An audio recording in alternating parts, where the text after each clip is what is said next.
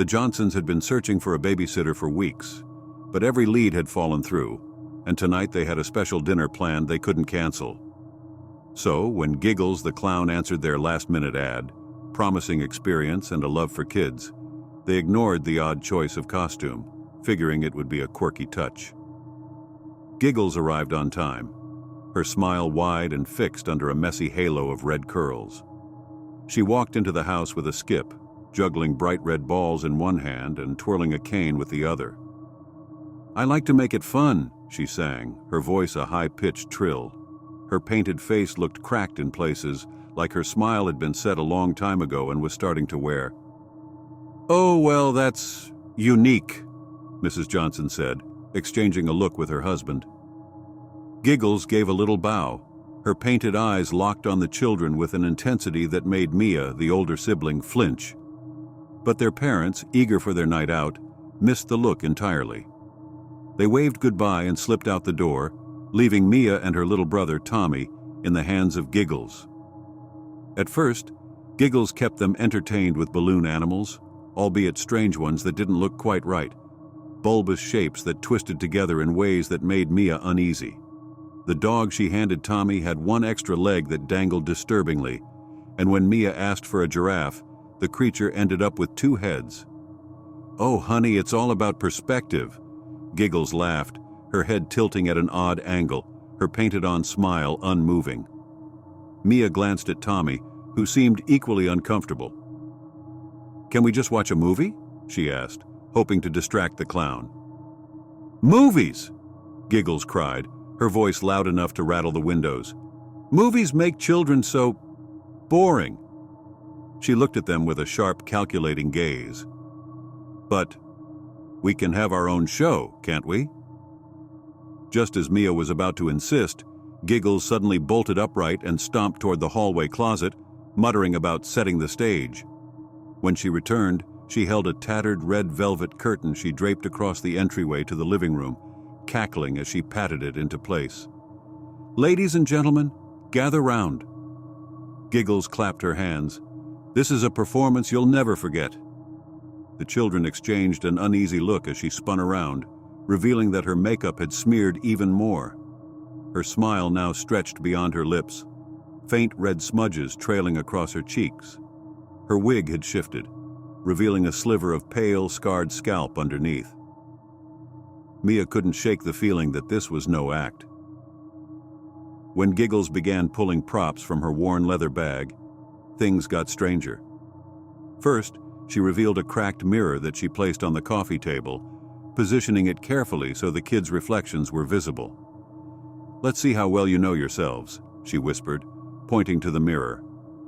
The children leaned closer, but the reflections stared back strangely, grinning even when their own faces were not. "That's not—" Tommy started, but Giggles placed a hand on his shoulder, her grip surprisingly tight for someone who looked so fragile. Just then the lights flickered, and Giggles' face loomed large in the darkness. "Fun and games, my dears. Isn't that what we're all here for?" Mia's nerves had hit their breaking point. I think we're going to call our parents now," she said, edging backward, pulling Tommy with her. But when she reached for her phone, it was gone from the spot on the counter where she'd left it. Giggles held it up in one hand, her expression gleeful. "What's the rush? It's only beginning," she whispered. Mia felt cold dread. "Give that back, please," she insisted, her voice shaking. "Oh, we'll get to that," Giggles crooned. She flicked on the camera with a grin, snapping pictures of the two kids, then of herself, and finally, a blurry shot of the entire room. "Now, let's capture some memories, shall we?" Mia turned to Tommy. "We're going upstairs right now." They raced to the stairs, with Giggles following at a slow, deliberate pace. Her footsteps sounded heavier than they should have, each one echoing ominously. They locked themselves in Tommy's room, hearts pounding. "Tommy, she's not normal," Mia whispered, trying to control her trembling voice. Tommy looked at her, eyes wide. "Her makeup, I don't think it's makeup at all." He clutched his stuffed bear, his voice barely a whisper. Downstairs, they heard Giggles calling, her voice sing-song and unsettling. "Oh, Mia. Tommy, where are you? Ready for the final act?" Mia's mind raced. She looked around the room, searching for something, anything that could help. But as she backed toward the closet, a soft clinking sound made her stop. She opened the closet door slightly, and there, dangling from the inside knob, was the red balloon dog she'd made for Tommy earlier, its extra leg twitching slightly, as if it were alive. "Oh no," she breathed, turning pale. Tommy clutched her hand, pointing to the mirror across from the bed. Reflected in it was not their room as it was, but some warped version of it, shadows stretching unnaturally, and Giggles' distorted face grinning just inches from their own reflections, even though she was nowhere in sight. There was a loud creak, and then a knock at the door. "Ready or not, here I come," Giggles sang, her voice strange and hollow. The door rattled as Mia and Tommy pushed against it, but they could feel her strength on the other side, almost superhuman. With a final surge, the door cracked open, and Giggles' face appeared, leering at them. Her wig had fallen off completely, revealing a twisted scalp covered in jagged scars. Her face paint was smudged beyond recognition, and what lay beneath wasn't skin, but something far more unnatural. Her red smile stretched too wide, her eyes glistening with something dark and malevolent. "Did you think you could hide from the show?" she hissed, reaching toward them with clawed fingers that poked through the tattered gloves. "The show's just beginning," Tommy screamed, and Mia tried to shield him, but just as Giggles lunged, a pair of headlights suddenly swept across the window. The sound of a car pulling into the driveway cut through the room, and Giggles froze, her expression twisting with rage. The kids' parents were home. In a single, fluid motion, Giggles pulled back, adjusting her wig and smoothing down her stained, torn costume. She gave them one last show.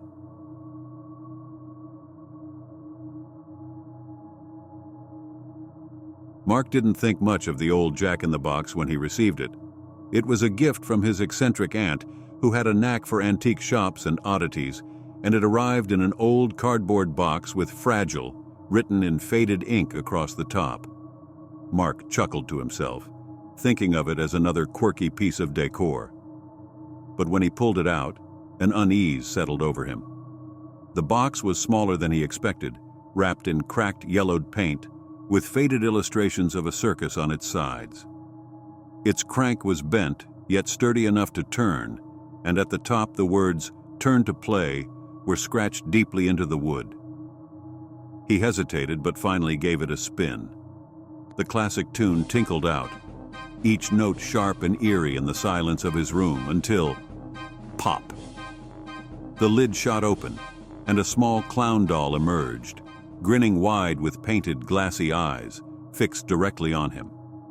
That night, as he lay in bed, Mark could have sworn he heard the faint melody of the Jack-in-the-Box, even though he hadn't touched it since the first time. He dismissed it as a trick of his mind and fell asleep. But the next morning, he found the box open on his nightstand, the clown perched just a few inches closer to the edge, leaning forward as if staring at him. He brushed it off as his imagination, though he quickly closed the lid and turned the box away from his bed. The second night, the music returned, louder this time, waking him up around midnight. He switched on the bedside lamp, and there it was, open, the clown doll facing him, slightly closer than before.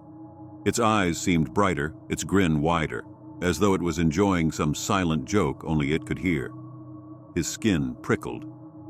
Mark felt as if the doll were aware of him, watching him somehow, waiting. For several nights, this same ritual continued. The Jack-in-the-Box would open on its own, the clown's painted face inching nearer, moving ever so slightly each night. Each time he closed it, but it always found a way to open again, always closer. By the sixth night, Mark was on edge, his nerves frayed. He avoided looking at the box altogether, but he couldn't bring himself to get rid of it. Something about it felt tied to him. That night, the music didn't play. But when he awoke, the clown was at the very edge of his nightstand, just inches from his face. Its eyes glimmered in the dim light, an unspoken invitation in its gaze. Mark didn't sleep at all the next night. He stayed awake, watching the jack-in-the-box, watching the clown, daring it to move. Hours passed in silence until, against his will, his eyelids grew heavy. He closed his eyes for just a second. Pop. His eyes snapped open, his heart racing as he saw the clown now standing on his nightstand, staring down at him. Its grin had twisted into something far darker, far too real, and its once painted eyes seemed to shine with life. His breath caught in his throat. "I'm tired of the box, Mark," the doll whispered, its voice low and raspy, filling the room with an unnatural chill. "It's your turn now." Frozen, Mark stared at the clown, his mind reeling.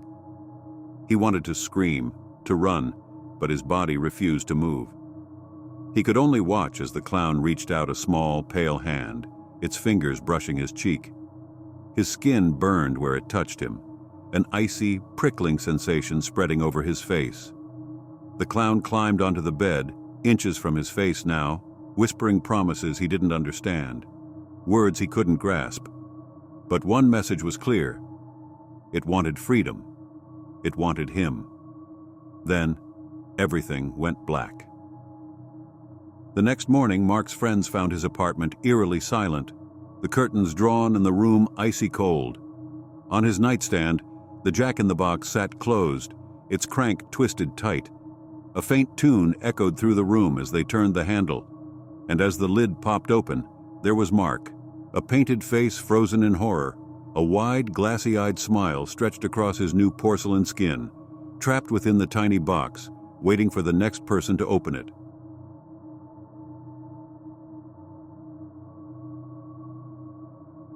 For years, Clowntown had been a place of wild joy and unsettling amusement.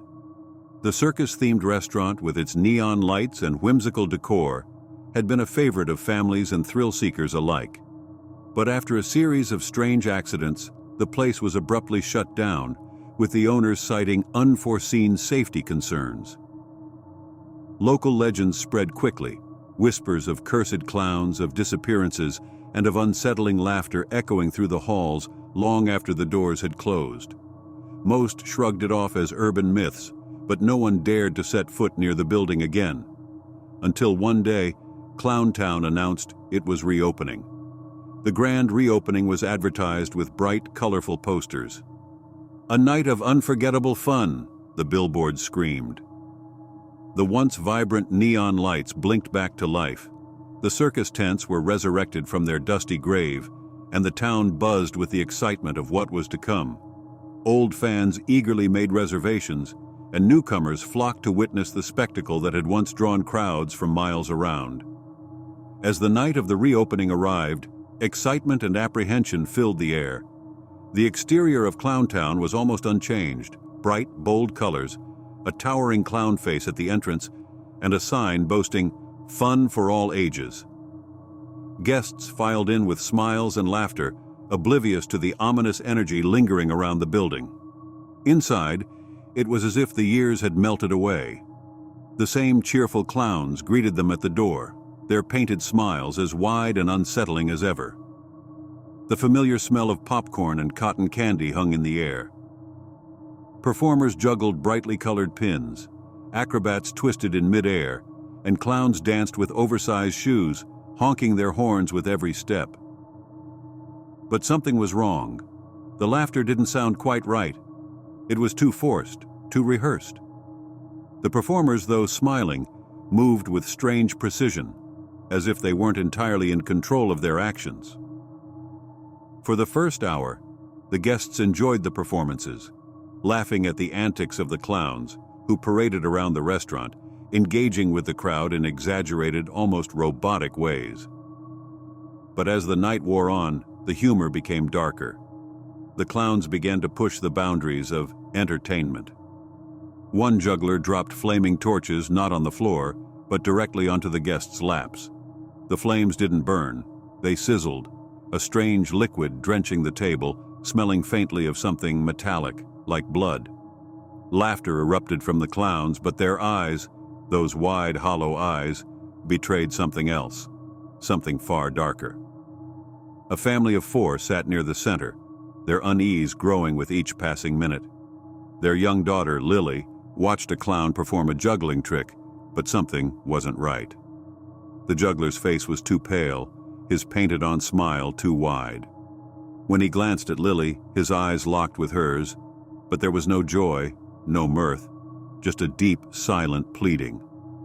The juggler's hand twitched as though he wanted to reach out, but he was frozen in place, like a marionette being controlled by unseen strings. Suddenly, the lights flickered.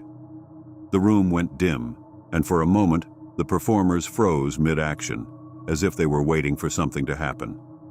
Then, the laughter resumed. But it was no longer playful or light-hearted. It was jagged, guttural, as though the clowns were forcing themselves to laugh, as if the sound was a desperate attempt to stave off something darker.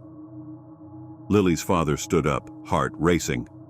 "We need to go," he whispered, but his voice was drowned out by the cacophony of laughter. Without warning, the curtains in the back of the room were pulled open and a group of clowns emerged. But they weren't performing anymore. Their movements were jerky and disjointed. They stumbled toward the guests, their painted faces frozen in grotesque expressions, eyes wild and unfocused. They no longer danced. They lurched, as if in pain, dragging their feet across the floor. Lily's mother grabbed her daughter's hand and pulled her toward the exit, but the clowns didn't let them go.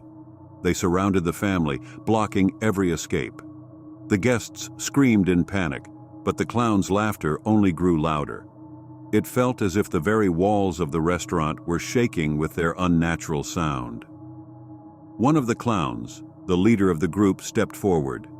His costume was tattered, his painted face cracked, his smile impossibly wide. He tilted his head, his eyes gleaming with something ancient and malevolent. "You can't leave," the clown said, his voice strangely hollow, as if it were coming from deep within the walls. "You're part of the show now." The family was frozen, unable to move. The clown reached out with trembling hands, brushing a finger against the mother's cheek. His skin felt cold, like the touch of a corpse. In that moment, Lily saw something she couldn't unsee, a strange faded sign on the wall near the stage. It wasn't part of the decoration. It looked old, almost ancient. The faded letters read, "The Curse of the Clown." The words were barely legible, but they were enough to make her blood run cold. The clown smiled wider, revealing sharp teeth beneath the paint. He spoke in a voice that made her skin crawl. "All those who enter are part of the show. You are here to perform, whether you want to or not." Lily's heart pounded as the truth crashed down on her. The clowns weren't performing because they wanted to. They were trapped, bound by a curse that kept them in the restaurant forever, cursed to entertain for eternity, unable to escape their roles. They were no longer human. They were prisoners of their painted faces and twisted smiles. Before she could move, the world around her seemed to shift. The clowns closed in, their faces contorting into grotesque masks of agony. They reached for her family, their fingers long and claw-like, their eyes filled with a desperate hunger. The last thing Lily saw was the juggler, his painted face now covered in cracks, his eyes hollow as he whispered, "Help us." The lights flickered one final time, and everything went dark. The next morning, the restaurant was back to normal. The lights were bright, the clowns were performing, and the guests, oblivious to the horror that had unfolded the night before, sat down to eat, laughing and enjoying their meals. But something had changed. The employees, the performers, were no longer just actors. They were cursed, bound to the walls of Clowntown forever, unable to escape their fate. And as for Lily and her family, no one ever saw them again. They had become part of the show, just another set of unwilling performers, forever trapped in the circus of horror. Clowntown would continue to lure in more souls, feeding off the fear and desperation of its guests. It would never close again. The curse would never end. And every time the lights dimmed, another soul would join the ranks of the clowns, forced to entertain until the end of time. For the show must always go on,